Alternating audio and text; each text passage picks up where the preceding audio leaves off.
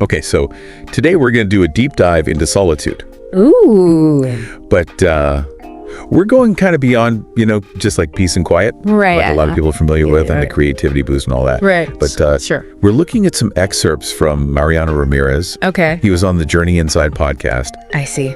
And he had some really interesting things to say about solitude that kind of go beyond just like the typical understanding. I'm interested. So we're going to look at, I guess, kind of the unexpected benefits, but also potential pitfalls. Oh, interesting. Because like anything, it can, be misused, I guess. Yeah, absolutely. So he calls it, he talks about this thing called the inner forge. Okay. Which I think is really fascinating. Interesting. So we'll see if solitude can be more than just time alone. Right. Like a path to real inner strength. That's, I like that a lot.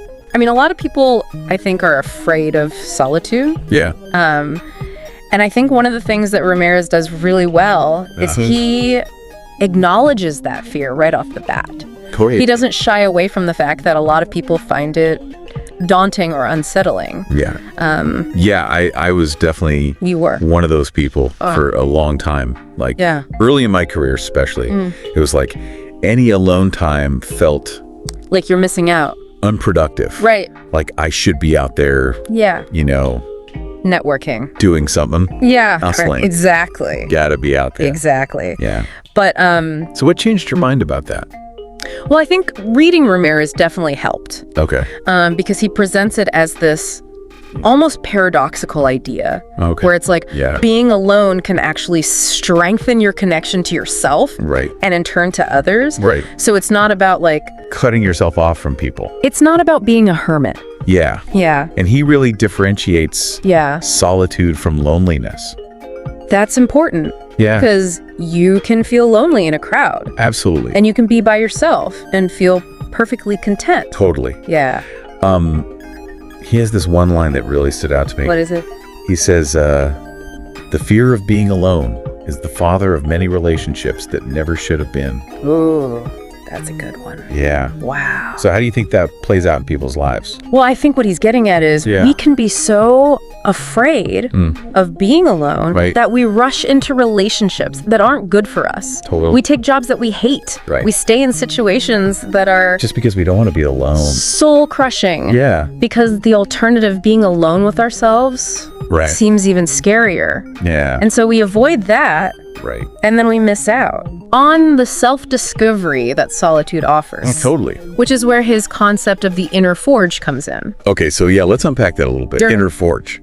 So the inner forge. What is that exactly? Well, it's basically this idea that you're using solitude as a tool for self-examination, not just quiet contemplation, but it's this active process of identifying your values, your desires, the things you want to hold on to, and the things you need to let go of. I like that. It's a process, he says, that can only happen in true solitude, away from external influences. All the noise and the chatter. Makes sense. Yeah.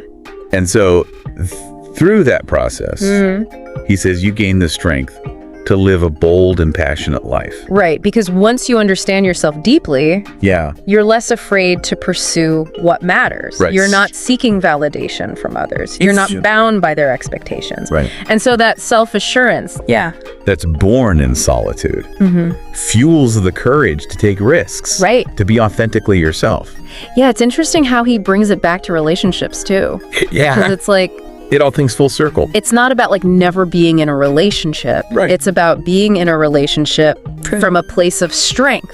Exactly. Not from a place of fear. Not from a place of neediness. Right. Yeah. Okay, so what about the inner forge? Yeah. Let's talk about... And creativity. Yeah, how does that apply to creativity? He argues that a mind that's constantly bombarded with information, with the demands of others, can't reach its full creative potential. It's too much input. Right. Yeah. It's just too much. Yeah.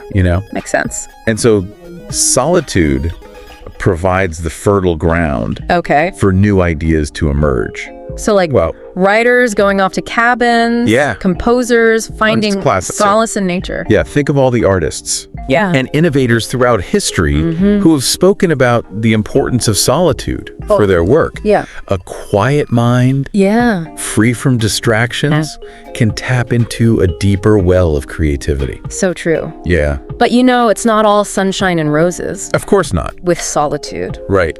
Ramirez does mention some of the potential pitfalls. What does he say? He talks about the possibility of slipping into another world. Okay. So what do you think he means by that? Well, I think he's acknowledging that the line between productive solitude and unhealthy isolation can be blurry. Totally. Right? It's easy to become so comfortable in our own thoughts, our own world, that we lose sight of the bigger picture. The needs of others, our responsibilities in the real world. So it's like anything, it's about balance. It's about finding that sweet spot. Right. So it sounds like the responsibility of solitude then is to use that time for intentional growth. Absolutely. Not just escape. Not just checking out. Right. Yeah. It's about bringing back those insights into the world. To enrich your life and the lives of others. Otherwise, it's just selfish. It's all just staying up in your head. Right. Yeah. Okay. It reminds me of that Tiziano Terzani quote. Oh, yeah. You familiar with them? A little bit, yeah. He said, what'd he say? The only real teacher is not in the forest or a hut or an ice cave in the Himalayas. I like this already. It is within us. Oh, that's good. Yeah, that's perfect. So I think that kind of encapsulates it really does what Ramirez is saying. Yeah. It's like the journey begins within. Right. And solitude provides the space to embark on that journey. So to wrap up our deep dive, solitude approached intentionally can be much more than just being alone. I agree. It can be this powerful tool for self-discovery, for fostering creativity, for building genuine connection, both with ourselves and with others. Totally. But as Ramirez cautions, it requires responsibility. Right. A commitment to using that time and space wisely. Yeah. You got to be intentional about it. Totally. Yeah. So I guess the question for you listening is, how can you intentionally incorporate solitude into your life? That's a good question. What could your inner forge look like? Everyone's is going to be different. Totally. Yeah. It could be a daily walk in nature. Could be. It could be dedicated time for journaling. It could be just disconnecting from the digital world for a while. Yeah. Whatever it is, remember that the power to connect with your true self, to find peace and inspiration, lies within. Well, it all starts there. It does. Yeah. And for more insightful content like this, be sure to check out Journey Inside. Great podcast. On TikTok, Facebook, YouTube, and Instagram. They're everywhere.